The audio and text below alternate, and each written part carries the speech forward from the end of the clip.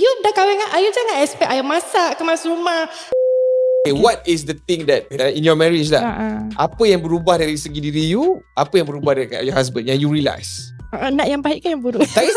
Tak kisah for all the viewers. Okay lah, I cakap yang baik lah. Kan nanti I cakap yang buruk, cakap aib lah. Okay. Macam kalau katakan I sendiri kan, I masa awal kahwin, I macam ada perangai, before kahwin lah, I kononnya perangai, I feminist kan, I kan feminist. So I macam dah cakap kat husband, oh I bukan wife yang masak tau. You dah kahwin dengan I, you jangan expect I masak, kemas rumah. I kat rumah pun mak I tak buat benda tu tau. I tak buat, mak I tak suruh I buat kat rumah. So nak kahwin dengan I takkan I nak buat.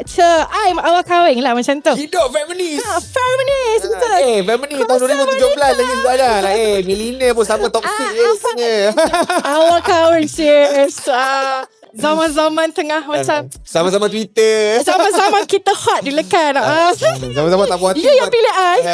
Bukannya I tak cakap. Okay, fair dah. Okay, so I macam tu.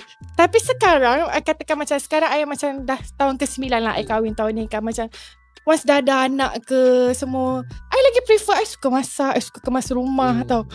Sampai macam I rasa macam tu macam terapi kat I. Sampai mak I, kakak-kakak I pun siap mengajar I. Weh, adik macam ni tak. Tak sangka. Kau bayangkan mak aku pun tak percaya aku boleh masak sekarang. Dulu tengah hari pun tak bangun je. Gitu.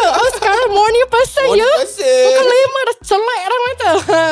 Sebentar tadi sebenarnya satu sedutan episod daripada podcast aku sendiri yang dah lama aku nak lancarkan, akhirnya aku dapat lancarkan. So kepada korang yang nak tengok full episode of the podcast, korang boleh pergi dekat channel YouTube aku dekat sini, dan korang boleh tengok the full video dekat sini untuk korang dapatkan info berkenaan dengan apa sebenarnya yang dimasukkan dengan lelaki kawam dan apa sebenarnya yang dimasukkan dengan wanita Kanaah dalam episod pertama Bellows Chamber. Okay, jumpa awak dekat sana.